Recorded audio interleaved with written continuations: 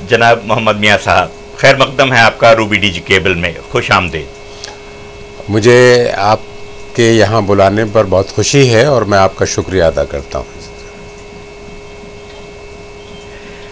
मैं आपसे अपना पहला सवाल करने से पहले ये कहना चाहूँगा जनाब कि आप वाइस चांसलर होने के नाते ही नहीं बल्कि दीगर वजूहात के बिना पर भी सही माना में उस्तादों के उस्ताद कहला सकते हैं। आपने एक दो नहीं 31 स्टूडेंट्स को पीएचडी कराया है, तो दरस व तदरीस से जुड़े होने का यह सिलसिला बड़ा तवील है आपका, और उससे मुताल्लिक़ आपकी जो काविशें रही हैं उसके बारे में कुछ फरमाइए। हाँ, ये तो आपने मैं 31 पीएचडी स्कॉलर्स के बारे में जहाँ से मालूम किया है वो बहुत बहुत शुक्रिया आपका। और इस सिलसिले में मैं आपको थोड़ा सा इसमें तस्हीह करना चाहूँगा कि 4 लोगों ने और पीएचडी जमा कर दिया है, तो 31 और 4 35 हो गए हैं, और मेरे ख्याल से ये आखिरी 4 हैं मेरे रिटायरमेंट से पहले। और मुझे ये लगता है कि मैंने अपने टीचिंग करियर को बहुत एंजॉय किया, और उतना ही एंजॉय मैंने एडमिनिस्ट्रेशन को भी किया है। तो मेरा टीचिंग करियर और एडमिनिस्ट्रेशन दोनों साथ साथ चलते रहे। खूब। मौलाना आज़ाद नेशनल उर्दू यूनिवर्सिटी की शुरुआत से लेकर अब तक की जो कारकर्दगी रही है उस पर कुछ रोशनी डालिए सर। कि ये मेरा ख़ास से हमारे सामाईन को ये मालूम है कि मौलाना आज़ाद नेशनल उर्दू यूनिवर्सिटी का क़याम का मकसद क्या था, और मेरा ख़ास से इसके क़याम को अब 14 साल होने वाले हैं।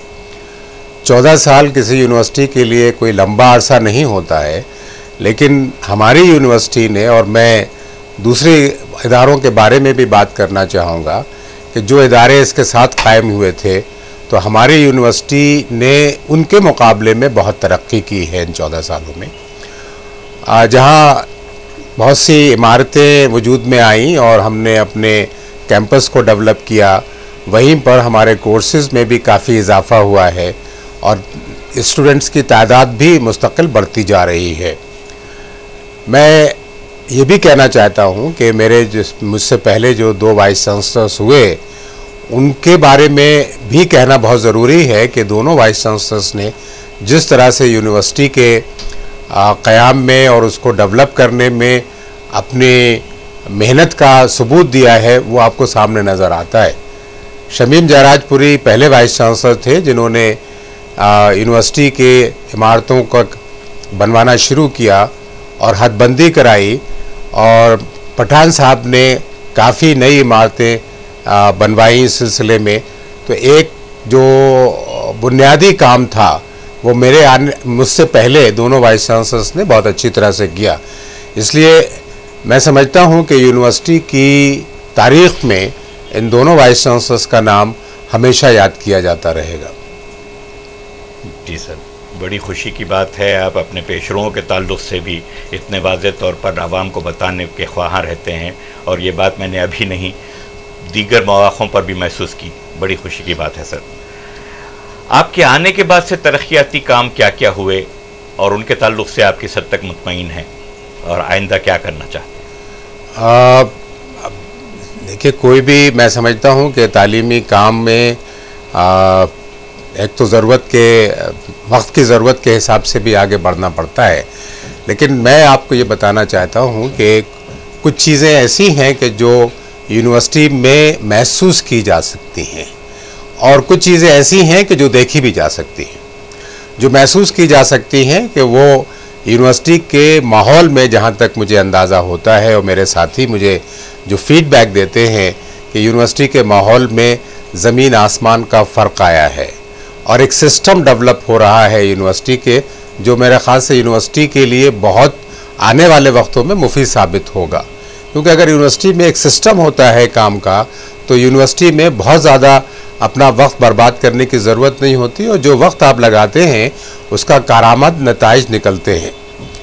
दूसरी चीज़ ये है कि जो देखी जा सकती हैं वो नए कोर्सेज़ का इनेकाद है, और दूसरी बात यह है कि नई जगह पर आप सेटेलाइट कैंपस खोलने की बात कर सकते हैं। उस सिलसिले में अभी पिछले 2 सालों में मैंने अपने साथियों की मदद से, डिपार्टमेंट्स की मदद से काफ़ी नए कोर्सेज को शुरू किया है और मुझे उम्मीद है कि ये नए कोर्सेज जो हैं वो हमारे स्टूडेंट्स के लिए बहुत मुफीद साबित होंगे, जिसमें master of computer applications MCA शुरू किया।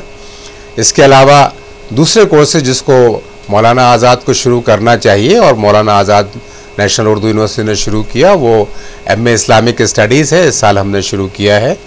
इसके अलावा डिप्लोमा यूनानी फार्मेसी शुरू किया पिछले साल और वो बहुत अच्छा चल रहा है। MSc मैथमेटिक्स भी शुरू कर दिया है, वो भी माशाल्लाह ठीक चल रहा है। इस साल से हमने मास कम्युनिकेशन के डिपार्टमेंट में एक diploma in graphics and animation शुरू किया है। और क्योंकि मैं स्टूडियो में बैठा हूँ इसलिए मैं ये कह सकता हूँ कि ग्राफिक्स और एनिमेशन से जो डिप्लोमा कर लेगा वो मेरे ख्याल से एक दिन भी बेकार नहीं रहेगा। तो ये कुछ कोर्सेज हैं, और भी कोर्सेज शुरू किए हैं, जैसे MA पॉलिटिकल साइंस शुरू किया है और नए कोर्सेज भी शुरू करने का इरादा है। तो ये यूनिवर्सिटी के डेवलपमेंट में, तरक्की में नए कोर्सेज का जो जोड़ है वो शायद आने वाले दिनों के लिए बहुत मुफीद साबित होगा। और जो उर्दू वाले बच्चे हैं, जो उर्दू बोलते हैं, उर्दू से पढ़ के आ रहे हैं, उनको शायद जिस कोर्स में भी दिलचस्पी होगी, आने वाले वक्तों में मैं समझता हूँ कि हम इस पोजीशन में ज़रूर होंगे कि उनकी सारी जो रुझान है, जिस कोर्स में भी रुझान है, वो हम सारे कोर्सेज मुहैया कर सकें उनके लिए। जी, HK sherwani centre for Deccan studies, इसका अहतमाम एक इंतहाई खुशाइन कदम है साहब। वाक़तन दक्कन की तारीख़ पर नज़रसानी की ज़रूरत है, उसको सही तौर पर समझने की ज़रूरत है। और इस सेंटर को आपने HK शेरवानी साहब के नाम से मंसूब करके शहरियान हैदराबाद बिलखुसूस का एक तरह से दिल जीता है साहब। और उससे ज़्यादा बड़ी बात यह है कि आपने शेरवानी साहब की अहमियत का सही तारुफ कराया है ये करके। और इस सेंटर के ताल्लुक़ से आप कुछ कहें कि क्या हो सकता है वहाँ?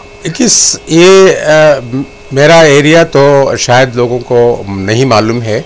मैं टीचर एजुकेशन से ताल्लुक़ रखता हूँ और मेरा बेसिक सब्जेक्ट मैथमेटिक्स रहा है, लेकिन टीचर एजुकेटर जो है वो शायद सारे ही मज़मून से दिलचस्पी रखता है, क्योंकि टीचर एजुकेटर होने के नाते स्कूल में पढ़ाए जाने वाले मज़मून और उसके आगे पढ़ाए जाने वाले मज़मूनों में दिलचस्पी होती है।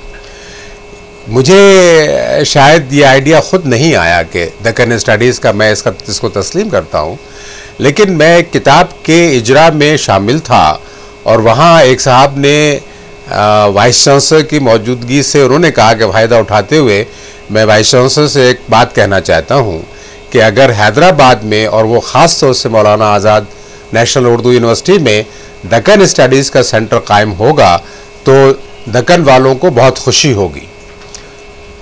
मुझे ये बात बहुत ही अच्छी लगी और मैंने उनसे ये कहा कि दक्कन वालों को ही नहीं खुशी होगी, सभी लोगों को शायद खुशी होगी कि दक्कन स्टडीज़ का सेंटर बनना चाहिए। मौलाना आज़ाद नेशनल उर्दू यूनिवर्सिटी ने इस सिलसिले में कोशिश की और मैं इस मौके पर ये ज़रूर बताना चाहता हूँ कि मेरी कोशिश में UGC की मदद का बहुत बड़ा हाथ है। मैंने बहुत एक प्रपोज़ल भेजा और UGC ने उस प्रपोज़ल को लब्बैक कहा और उसको मान लिया और बहुत वक्त नहीं लगाया उन्होंने मानने में, ये अच्छी बात है। इसमें UGC के चेयरमैन, UGC के सेक्रेटरी, UGC की जॉइंट सेक्रेटरी, सभी की मदद शामिल है। मैं इस मौके से उन लोगों का शुक्रिया अदा करना चाहता हूँ। नाम लेना तो मुनासिब नहीं होगा, लेकिन UGC ने बहुत मदद की इस सिलसिले में। जहाँ तक शेरवानी साहब के नाम का सवाल उठता है, मैं एक मुनासिब नाम तलाश कर रहा था और इस सिलसिले में हमारी एक एडवाइजरी कमेटी मैंने बनाई थी, जिसमें दक्कन स्टडीज़ से मुताल्लिक जो माहिरीन, उन्होंने कई नाम सजेस्ट किए और HK शेरवानी के साहब के बारे में जब गुफ्तगू हुई कि उनका क्या कंट्रीब्यूशन रहा है हिस्ट्री और दक्कन स्टडीज़ के सिलसिले में, तो मेरे ख़्याल से कोई तामुल किसी को नहीं हुआ कि हम इस सेंटर का नाम उनके नाम से मंसूब कर दें। अब ये centre HK sherwani centre for Deccan studies के नाम से जाना जाता है। और क्योंकि ये दक्कन स्टडी सेंटर की बात हो रही है तो मैं आपको ये भी बता दूं कि इसका इनॉग्रल लेक्चर मैं बहुत जाना पहचाना नाम है, विलियम डालिम्पल दे रहे हैं। 11 तारीख को इंशाल्लाह उनका इनॉग्रल लेक्चर होगा। जी जनाब, मेरा अगला सवाल कि शहर के वस्त में एक लाइब्रेरी के एहतमाम की बात चली थी, वो कहाँ तक रूबा अमल आई? किस आपको अंदाज़ा है कि इसके बावजूद भी कि हमें बहुत सी रुकावटों का सामना करना पड़ता है और काफ़ी वक्त हमारा उसमें भी जाता है कि हम यूनिवर्सिटी के को एक सही रास्ते पर डालने की कोशिश करें, और वो रास्ता हम डिटरमिन करते हैं कि हमारे जो स्टैट्यूट्स हैं, जो हमारी एक तरह का बेसिस है कि हम किस तरफ तरक्की पर जाएं, तो उसमें काफ़ी कोशिश हो रही है कि हम एक लाइब्रेरी भी बनाएंगे। लेकिन अगर आपको अंदाज़ा हो और आपको मालूम हो तो हमने एक सिटी सेंटर का आगाज़ किया है। सिटी सेंटर इसलिए बनाया गया कि मौलाना आज़ाद नेशनल उर्दू यूनिवर्सिटी एक काफ़ी दूर पड़ती है शहर के से, और इसको इस तरह से देखा जाए कि हमारा एक सिटी सेंटर मौलाना आज़ाद नेशनल उर्दू यूनिवर्सिटी क्या एक सर्विस सेंटर की तरह भी हमारे काम आएगा। और दूसरा काम जो उसका ये है, नॉट ओनली सर्विस सेंटर, एक पब्लिक रिलेशंस वाले काम को भी वो करेगा कि जो लोग मौलाना आज़ाद नेशनल उर्दू यूनिवर्सिटी तक नहीं पहुंच सकते हैं, मौलाना आज़ाद नेशनल उर्दू यूनिवर्सिटी उन तक पहुंचती है सिटी सेंटर के ज़रिए, और मैं आपने मुझे याद दिलाया और मुझे याद भी है कि बहुत जल्दी हम इसकी कोशिश करें 12th प्लान में कि मज़ीद इस सिटी सेंटर को बेहतर बनाएं। थोड़ी सी परेशानी ज़रूर हुई, वरना तो सिटी सेंटर 4-6 महीने पहले शुरू हो जाता, कि हमको जगह मिलने में थोड़ी सी दिक्कत हुई, लेकिन जगह मिली तो अच्छी जगह मिली, और बहुत सेंट्रल प्लेस है। मुझे लगता है कि सिटी सेंटर से यूनिवर्सिटी और जो कम्युनिटी है उसका डिस्टेंस कम होगा और एक दूसरे के करीब आएंगे। सिटी लाइब्रेरी और सिटी सेंटर की बात चली तो मैं एक अपना ज़ाती तौर पर मेरे लिए जज्बाती अहमियत रखने वाला सवाल करता चलूँ आपसे। मेरे मरहूम मोहतरम दोस्त प्रोफेसर उमर खालिदी, जो अमेरिका में बड़े अचानक ही गुजर गए, उनके जो किताबों का कलेक्शन था उसको आप हासिल करने की कुछ बात की गई थी, उसको लेने की कुछ बात की गई थी। इस सिलसिले में कुछ हो रहा है सर? आपने बहुत अच्छा सवाल किया है और मेरे ख्याल से बहुत मौजू भी सवाल है, इसलिए कि उन उमर खालिदी साहब की मरहूम की बेटी से हमारी गुफ्तगू चल रही है और बहुत जल्दी उनका जो कलेक्शन है वो हमको मिलने वाला है। और वो कलेक्शन, क्योंकि हमारे पास अभी सेंटर फॉर डेक्कन स्टडीज़ का क़याम हो चुका है, तो उस सेंटर में हम अभी उस ज़ख़ीरे को रखेंगे और उसको क्लासीफाई करके, मैं समझता ये हूँ कि अभी हमको उसको उनकी जो भी किताबें या जो भी काम की चीज़ें हमें मिलेंगी उनको हम इलेक्ट्रॉनिकली सेव करने की भी कोशिश करेंगे। और दूसरी बात यह है कि उसको लोगों तक पहुंचाने के में जो हम कोशिश करेंगे उसमें मेरे ख्याल से आपकी कोशिश भी बहुत ज़रूरी है, क्योंकि अगर हम उसको गच्ची बौली में रखते हैं तो शायद सेंट्रल प्लेस को एक्सेस होना इतना आसान नहीं है। अगर हमें सिटी सेंटर को थोड़ा सा और तोसी करने का मौका मिलता है तो शायद हम सिटी सेंटर में उनके कलेक्शंस को रखना चाहेंगे। बहुत खूब। मैं जहाँ तक मेरा ताल्लुक़ है, मेरे लिए तो हासिल गुफ्तगू यही है कि मेरे अजीज़ दोस्त का लाइब्रेरी कलेक्शन जो है माशाल्लाह हमारे शहर को वापस आ जाएगा, और नहीं इंशाल्लाह उसके लिए आपकी बेशबहा खिदमत हमेशा सराही जाती रहेंगी। जी सर, मैं अपने अगले सवाल पर आते हुए आपसे पूछना चाहूँगा कि सर, इसी तरह शहर के क़ल्ब में एक कॉन्स्टिट्यूएंट कॉलेज की भी बड़ी अहमियत महसूस की जा रही है, बड़ी शिद्दत से अहमियत महसूस की जा रही है। क्या सिटी सेंटर का कॉन्स्टिट्यूएंट कॉलेज में बदलना या ऐसा कुछ होना, इसका इम्कान है?